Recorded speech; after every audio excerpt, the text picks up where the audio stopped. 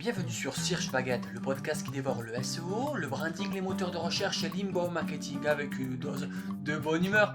Animé par moi-même, Nicolas Audemaraka, Nico SEO SEM, chaque épisode vous offre des conseils pratiques, des astuces et des anecdotes pour booster votre visibilité. Que vous soyez un pro du marketing digital ou un curieux en quête de nouvelles idées ou infos, installez-vous confortablement, prenez un café ou une baguette bien croustillante et laissez-vous guider à travers l'univers fascinant du marketing digital. Abonnez-vous et ne manquez aucun épisode pour rester à la pointe des dernières tendances tout en vous amusant. Imaginons que tu veuilles draguer. Et imaginons que c'est dans le cadre d'une émission télé. Si tu le fais, il y a une sorte de force extérieure qui t'obligera à commettre 3 erreurs. La première, c'est que tu diras un truc du genre que par rapport à tes amis, que tu en as des proches, beaucoup, ce genre de choses. En 2, tu diras type au lieu de mots comme archétype, par exemple. Tu vas te tromper assez souvent. 3, tu demanderas à la personne en face de toi quel genre justement de personne elle préfère. Et bien que ces 3 erreurs méritent chacune d'entre elles un châtiment, la pire est sans doute la troisième. Pourquoi ?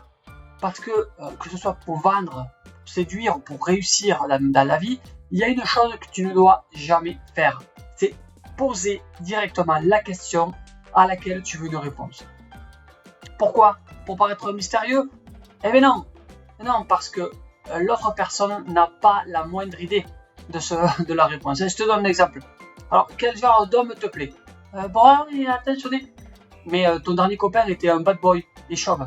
Je sais pas ce qui m'a pris. Je te jure que j'aime les blancs et romantiques. Ils étaient pas bruns ? Ah oui, c'est ça, les bruns. Ou châtains. J'aime aussi les châtains. Bon, tu me suis ?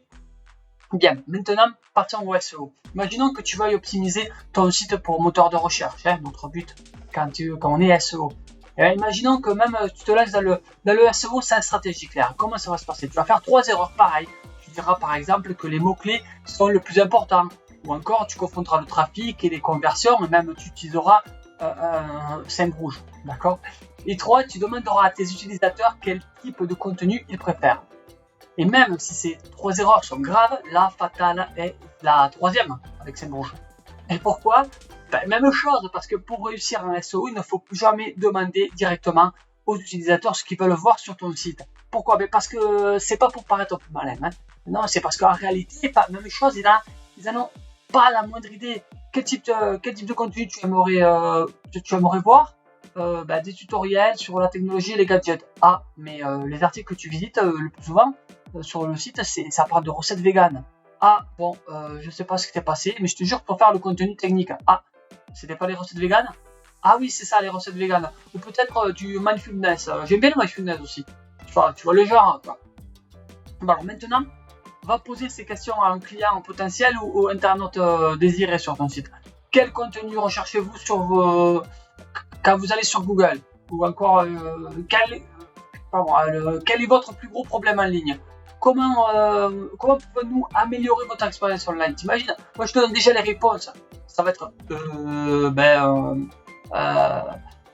du bruit blanc et puis c'est tout. Le problème, c'est que tu penses que les gens passent leur journée à réfléchir à des réponses précises qui bénéficieraient de ta stratégie SEO. Et mieux encore, tu penses que s'ils connaissaient la réponse, même ils t'attendraient pour que tu leur demandes, quoi. Tu comprends, quoi. Ce que tu dois faire, écoute bien, c'est que pour savoir ce qu'ils recherchent les utilisateurs, c'est d'être capable d'anticiper leurs besoins, comme si tu pouvais lire dans leur esprit. Ce que tu dois faire, c'est en savoir plus que les guider vers la bonne réponse. Ce que tu dois comprendre, en définitive, c'est quelle est leur conversation mentale lorsqu'ils cherchent quelque chose sur le web, d'accord ? Et c'est ce que moi je t'enseignerai dans le cadre d'un coaching ou bien en t'inscrivant à la newsletter. D'ailleurs, tu pourras recevoir les bonnes questions pour draguer ton type de visiteur idéal sur ton site.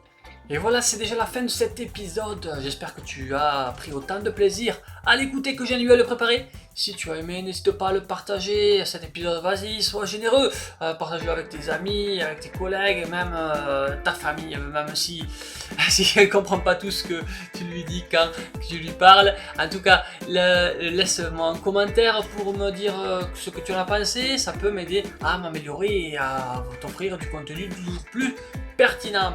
Bien sûr, abonne-toi et laisse un petit like, ça fait toujours plaisir et ça aide le podcast à se faire connaître.